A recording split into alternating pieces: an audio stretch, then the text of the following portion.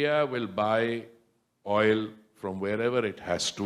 India consumes 5 million barrels a day, and that consumption is going up. Have I been told by anyone to stop buying Russian oil? The answer is a categorical no. The second question, Minister, was about our energy buys from Russia. Did they figure in your conversations? Look, I want to tell you that there has been a fair amount of misconception on energy buys from Russia. I have said quite frequently, and I said that to my colleague, the External Affairs Minister, that, typically Europe buys in one afternoon what we were buying in a quarter. We ended the financial year 31st March 2002 with a total amount of imports of Russian oil at 0.2%. 0.2%. Yes, when 24th February took place, and in the months, if I remember correctly, April, May, June, in that quarter, of the first quarter of the next year, imports from Russia were significantly arose as a result of the, dislocation in the markets. But subsequently, other suppliers stepped in. And I think in the following months, I think another Middle Eastern supplier was at number 2 situation. I think the Saudis were number 1 suppliers always, and for one quarter, I think the Russians moved up. Then the other Middle East suppliers come. Look, let me make it very clear. India will buy oil from wherever it has to, for the simple reason that this kind of a discussion cannot be taken to the consuming population of India. I mean, just imagine what has happened, the kind of dislocation and chaos you have in some countries. I don't want to list any, but let's say in India's vicinity, where for the love of money, there is no energy. And we have ourselves, in one particular case, extended assistance up to $4 billion, and a lot of that is in energy. So we have a moral duty to supply to our listening. Now, very often people don't understand how the oil trade takes place. Now, if I have to buy, let's say, crude from a very far distant place, where the cost of the icebreaker has to go in, and the discount doesn't work out to very much.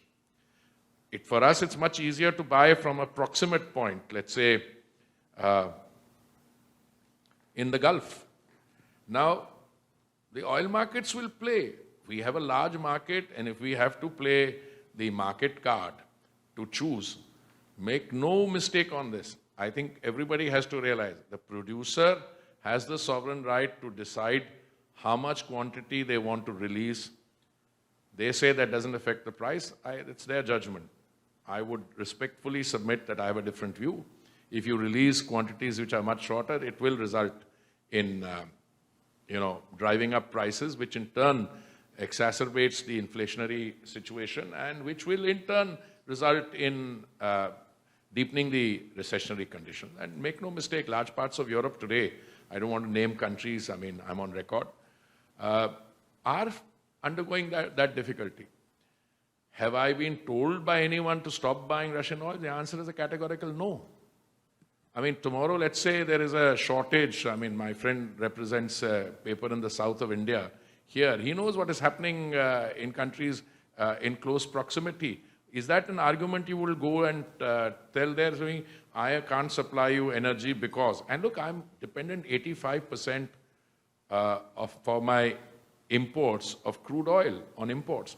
The other thing, Yashwant, please remember, India consumes 5 million barrels a day, and that consumption is going up. Our civil aviation is packed, our cars, roads are full, economic activity is booming. So no, we are not told by anyone that don't buy this, don't. There is understanding.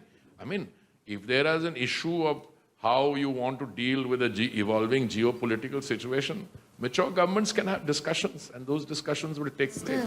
Since there is turbulence in the market, how do you see the OPEC plus one's decision to cut 2 million barrels of oil? How will it affect India?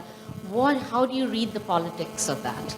In our interaction with the oil producers in the grouping that you call OPEC or OPEC plus, Our understanding, my understanding, based on what we were told last year when I went to ADIPEC, I think the month was September last year, that this was a temporary adjustment, and what you would see is that by February, the amount of crude which is released into the market would be sufficient to cater to the increasing demand. Our per capita consumption compared to global averages is 1/3. But I see in the coming months and years, and I say this again with degree of confidence, that most analysts feel that the 25% of the global increase in demand will come from India in the coming decade plus. So I see this 5 million barrels a day consumption going up to 6, 6.5, 7, and even rising. Because our per capita compared to global figures will reach global averages and then increase. Because the economy is growing at 7% and energy is a critical driver of that economic growth. How will this impact India? We are very confident of being able to navigate through the situation. Obviously, when prices go up, energy security, affordability are major concerns. But I can share with you facts which you already know. During the period of the pandemic, during a time when India was 800 million people in India were being provided 3 meals of dry ration in a day, and something that we have extended for the next, I think, 3 months.